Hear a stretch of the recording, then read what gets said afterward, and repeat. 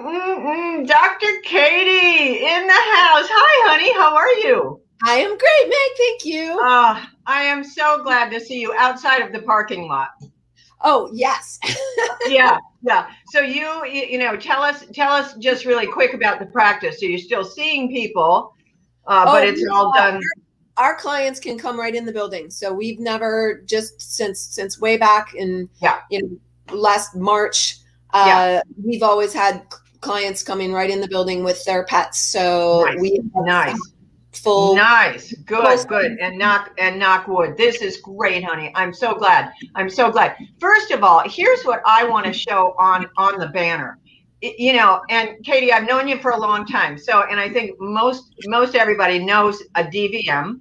Where'd you get your degree? Where did you go? Wisconsin, 1993. Yay. Yeah, 1993 grad from Wisconsin. Yay. Now tell us about the next two series, CVA. What does that stand for? Certified Veterinary Acupuncturist. So I started with Chinese medicine training back in 2008, got certified in late 2008, and then branched out after Chinese medicine and acupuncture and herbal training into a lot of what I do now, incorporating functional medicine and all kinds of other holistic modalities into my, practices and services for my pet patients. Well, I love this. Yeah. And it branches out to their human counterparts, my clients. Yeah, it does. And we're going to talk about that today. But you said functional medicine. What is that? So I love it. And people who are really plugged into holistic things for themselves may have heard of the term functional medicine.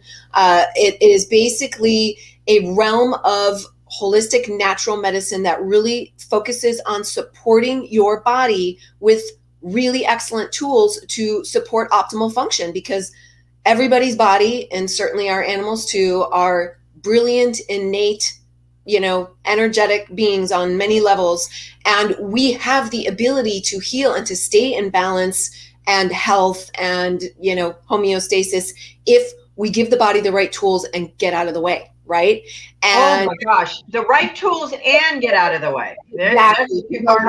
A lot of, disease issues and health conditions are, from us maybe introducing things that are creating resistance in the body and not allowing the body to use that innate intelligence to correct things. And then the other part of functional medicine really sort of steps into what I just said, is building. The first thing, again, to recap, is building the body up, supporting the body with the best tools for function, and then removing or avoiding as many of the offenders that break the body down, that cause inflammation, that cause destruction, that cause stress on mental and physiological levels and all that kind of thing. So building the body up, minimizing as many things as we can that are tearing the body down. And that, in a nutshell, is functional medicine. And it is a beautiful thing. It works so well. And you can incorporate herbs and Chinese medicine and homeopathy and all of these things in as part of your tools to support the body to best function. But really, in a nutshell, that describes it very well. And so what you do is, it sounds like you through a process of elimination, and then we know how well the body functions. How long does that usually take for people to see it? To get results, you mean? How long does it take? Well, yeah, to even see that there is something going on. Oh gosh. Sometimes it can happen very quickly, but there are things that obviously have taken a long time in the body to get set into those patterns. Good point. So in general, for true healing and, true shifting back into balance, that will take some time, depending on how chronic this, buildup has been for this condition. However, a lot of times results on the pathway to resolution can happen more quickly than sometimes you would think. So just changing the diet, adding in a couple strategic supplements, starting to avoid some of the things that are causing issues. Sometimes within a matter of days, people and animals are already receiving great benefits. So yes. And I'm sure that it's really difficult then for the people to be patient. Yeah, and like you said, and get out of the way, stay out of the way. Right. Observe the garden. I do like to explain, to my clients, to pet parents, that, it is a process, and it's something that, they're going to need to, commit to that process and continuing to, support their pet through these various steps that I can guide them with, and knowing that cumulatively this is going to, bring us to a much better place. Well, you got two of the greatest words in there: commit to consistency. Yes. Wow. If only the humans could do that. Right. And you're so right, Meg. And the interesting thing is that it's actually, in my experience, more likely for them to do it for their pets than themselves. Because oh my gosh, yeah. It's very difficult to always. Commitment. But when you're making that commitment for somebody else that you love and you care for, and especially with our pets, knowing that we are their providers, it's a little different when it's for a friend or a spouse or a family member. But when it's your pet and they depend on you for everything, or most things, I think it's a lot easier for people to have that level of commitment for their pet than it honestly is for themselves. Absolutely. I always tell people, take care of yourself like you would your animal. If it's rest, if it's a layup, do it. If it's change of diet, do it. Yeah, exactly. So you and I had talked about what we wanted to talk about today, and we've got a quick 1, 2, 3. 1, emotions cause physical reactions. Absolutely. So please, I mean, what? This is something that is so interesting because, earlier in my career, this is certainly not something that I recognized. But first of all, the more you do holistic practice, the more of these kinds of things you become aware of. And honestly, in just today's day and age, so many of us are starting to, become more enlightened, as you will, with understanding, having awareness of these things. And now it is very clearly understood that emotions do cause physical reactions. And, if anybody follows people who teach, quantum physics, energy, and things like that, and people who are into quantum healing, Dr. Joe Dispenza and a lot of other people in that realm have really explain this well for people. But on a scientific level, it is well known that emotions are causing biochemical and neural true reactions in the body. And so it is literally driving the way tissues will respond and cells will respond, and healing will respond, or getting into a disease pattern will respond. And I think that we know this by literally, I know this by somebody walking into the room. I have a physical, visceral reaction to that person. It's either, oh, I love you, I want to go forward, or it's like, oh boy, I'm going to back up. So, but there is a reaction, and we forget, my boyfriend Darwin, we forget that we are mammals and that we are still evolving, but we all evolved, kind of sort of from the same tree, meaning that if somebody walks into the room and I'm not sure about them, my hackles might go up. Mm-hmm. And interestingly, you putting that into words for us, that is because you are such an aware person and tapped in and tuned in, and many people are, but a lot of people aren't as recognizing or in recognition of that, but animals are.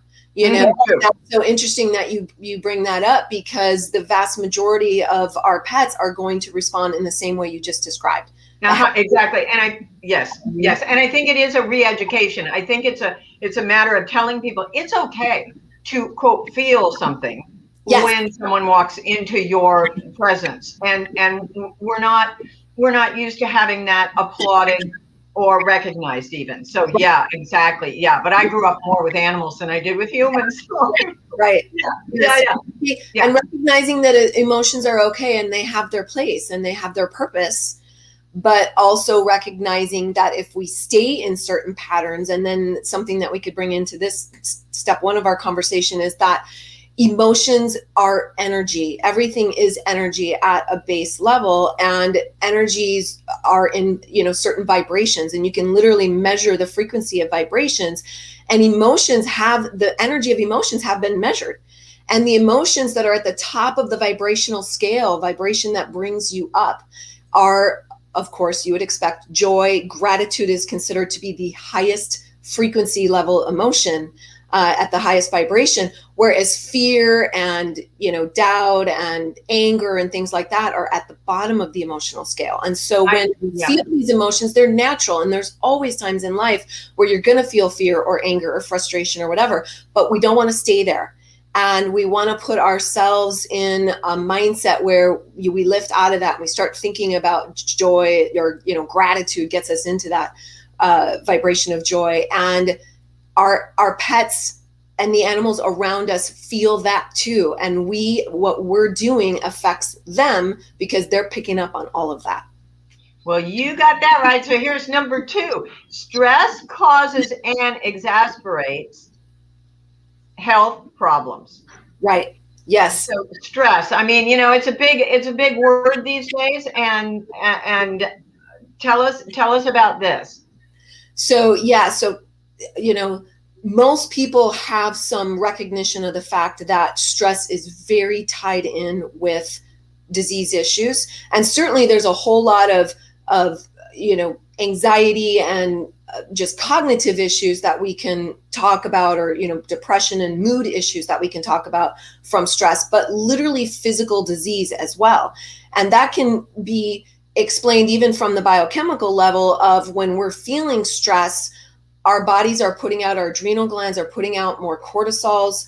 It is definitely measured that when cortisols go up, a lot of, negative occurrences can occur in the body if the cortisol levels are constant and constantly high. Small little bursts of it is natural throughout life, but we're not meant to live at that high stress level all the time. And of course, in today's modern society and what's been going on certainly over the last year with the pandemic, I mean, there's people experiencing higher levels of stress than probably ever before, in our human existence. So our animals are so wonderful, and the bond that we have with our pets really seats them into being connected with our emotions. And so this is a time that is very unique now and moving forward, with us recognizing the role that this is taking not only in our own lives but our pets' lives, and allowing them to help us bring us back to a higher level of vibration too. So it goes both ways. And you talked about the cortisol, and it's not only like an event, right? It can be, I learned from an equine veterinarian, he told me that it can be from fluctuating dehydration. That the cortisol, because it's a survival hormone or something, and that it spikes long after the event. Right, exactly. Okay. So cortisol can spike from numerous things, and a lot of times it's emotional or mental stressors or fears or things like that. But it certainly can be from other, health-related conditions or other, biochemical conditions that are occurring in the body as well. And what you said too, about disease, I always hyphenate that word, dis-ease. Because if there's something that is at dis-ease or unease, whether it's in my body, my environment, my family, I feel that, and it is a dis-ease. I am not connected. I'm not in homeostasis. You're exactly right. Yep. And that's where it's so empowering to start understanding that, because then we can all start to heal ourselves and even pass that on to our animals and support better healing of our pets when we understand that it is a dis-ease. And when we support the body and get out of the way to allow it to get back into harmony, then we're back into ease and not disease. I did something that I swear was the first week of lockdown, so however long ago that was, a year and a half or whatever, that I wrote something on a pad of paper and I held it up for live Facebook, and it literally said, "Prevention is boring." And it is, right?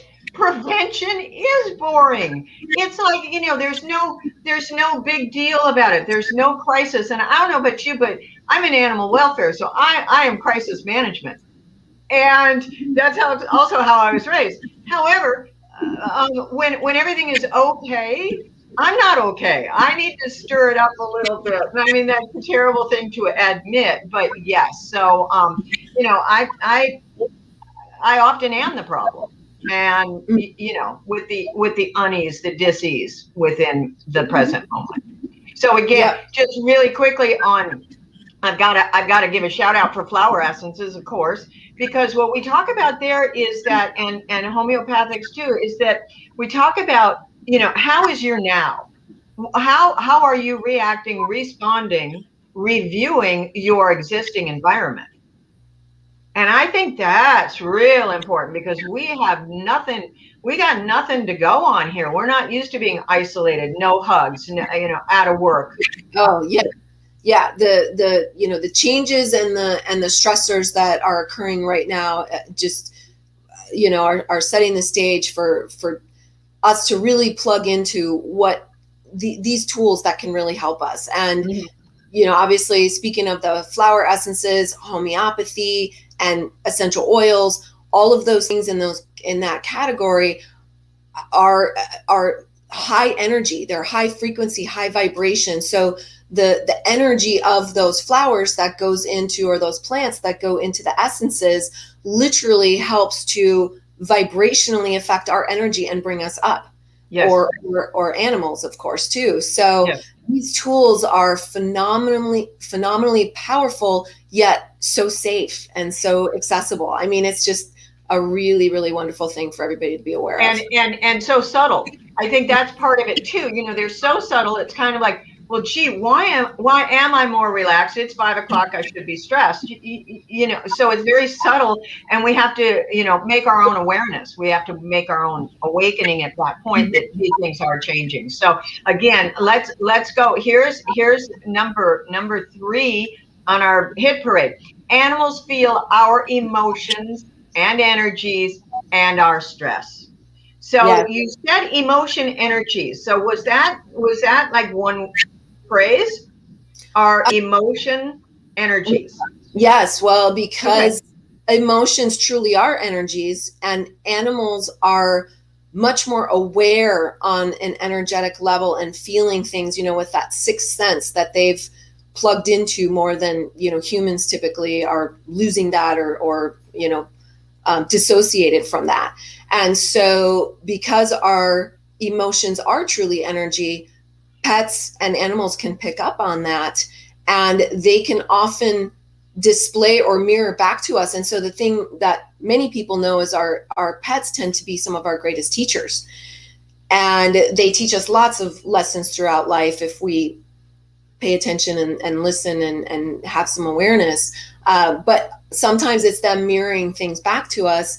Now, as a veterinarian who, and certainly a holistic veterinarian, I have come more and more to recognize that a lot of health issues with pets, or even behavioral issues, can also be associated with what's going on with their humans that they are so bonded to. And so it's really nice for us to have some of that awareness, because then we know when we help ourselves, we are helping our pets. And if there's things going on in our pets, then we can look at it as a mirror, like, well, what's happening in my, energy field and my well-being and my attitude and my health that might be showing up in my pet. And that's a way for us to really do like some double healing for us and our animals as well. And we don't have to believe it. We don't have to buy into it. We can just say, okay, look, I'll give it a shot. I've heard it now 3 times this week. Maybe I ought to listen. And so, help ourselves. And here we go. And I hate to say this because, as a mother, as a grandmother, as a pet parent, when they say help yourself first, it's so important. If put our own oxygen masks on. Right. Yeah. Mama goes down, the whole machine goes down. So it's, and again, with the prevention, it's so boring, and it's so how do I say this? It's a little bit unrewarding, if that's the right way to say it. In other words, it's like if we have a crisis and we solve it, then it's yay, that's my reward. But to have that subtle, go ahead. Yeah, that's what I was going to say. That might be, one of the issues with, humans today is a lot of people are really fueled by that, problem solving, crisis solving, and to get addictive. Mm-hmm. That whole adrenaline, kind of thing. And so it's really a nice perspective to be able to feel really fulfilled and satisfied in a balanced situation. And I mean, there's always fluctuation and dynamics through life, and that's natural and that's what should happen. But it's really nice to sort of seek that affirmation and balance rather than always seeking affirmation in the problem solving, crisis attention kind of stuff. And, that can do it, but. Yeah. And it's like surfing, every wave is different, but if you get on the board, you adjust to that wave. Right. And you either ride it or you don't, and then you wait for the next one. So go. Absolutely. This thing about helping ourselves, and it's a family affair, and I really appreciate that. And a lot of times, we've heard these unbelievable, well, they are believable stories of how a dog will come up and we're saying, well, the dog is bored and not exercising, but the dog is saying, hey, it's you.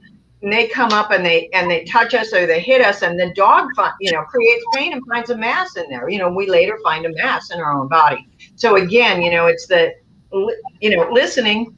Yeah. And the conversation is not in English. Exactly. That's where it gets difficult for us. So yeah. So here's my question. What can we do to help prevent or avoid this? Creating this stress or mirroring, that's not fair in the fact that, I feel better because you feel worse, when we're talking about the animal. So what can we do to prevent this, Jane? To prevent, first, of course, it starts with awareness. So these kinds of discussions are perfect. And then bringing in tools to support ourselves and our animals at the same time. And those tools can start with something like what I can guide people through, which is functional medicine, obviously, good diet, good nutrients coming in the body, other assistance with herbs and homeopathy and things like that, avoiding as many toxins as possible. Again, the things that break the body down. So eliminating as much of those in our lives and our pets' lives as possible, because those react not only on, your cells and your mood and health issues, but also your energy. So those things sort of foundational, in my mind, but then also getting into things like meditating with your pets. And I think you're having Amanda Reed from Summer Dog is on next Wednesday. Yes. Doing her morning daily walking meditations with your dog, and they are off the charts amazing. So I am so glad. I'm so excited. I'm so excited for her. Yeah. But they are truly, truly beautiful guided sessions that really put you into an excellent place. And you can tell that, your dog receives that as well. So that is phenomenal. Oh my gosh. I love that. And getting ahead of it.